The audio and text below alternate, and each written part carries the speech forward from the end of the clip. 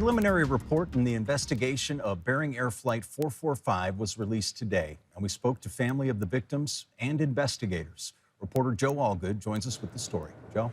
John, a month after Bering Air Flight 445 crashed, killing all 10 on board, the report from the NTSB is the first step in what will be a lengthy investigation.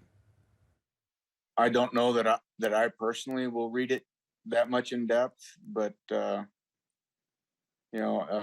regardless of what the report said, I hold no ill will towards Bering Air. For family of passenger Leanne Ryan, who was one of the 10 aboard Flight 445, the preliminary findings are not surprising.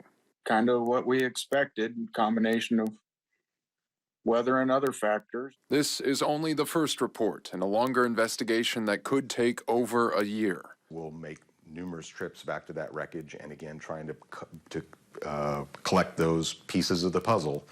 We're not anywhere near assembling that puzzle yet, so we're still in the gathering stages. So far, investigators determined the plane was overweight by over 1,000 pounds. Every aircraft, or whether it's a Cessna 152 or a Boeing 777, has limitations. Those limitations are set by the manufacturer, they're enforced by the FAA. As a pilot, you know that you have to adhere to those limitations. And weather conditions might have led to some icing along the aircraft. There was some around the strobe light that's on the vertical stabilizer. So that indicates that there was some icing. Just to what extent, we don't know at this point right now. But investigators say those are just factors, and no fault or cause can be assigned yet. Ultimately, the buck stops with the pilot. No ifs, no ands, no buts. However, the company, in this case, is obviously, he works for Bering Air. So we're going to be looking at, all different aspects. And I should mention that Bering Air, we're joined at the hip as far as trying to figure out what happened here. They're cooperating, we're working together, and they're just as concerned as, obviously, as everybody else to get to the bottom of this. Too early to jump to conclusions. Obviously, if once somebody sees that an airplane was 1,000 pounds over gross, they think that that's the end of the investigation. That is not the case.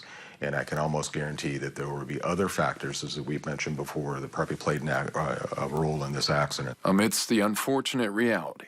Aviation in Alaska is dangerous. It's just a risk that our family was willing to take.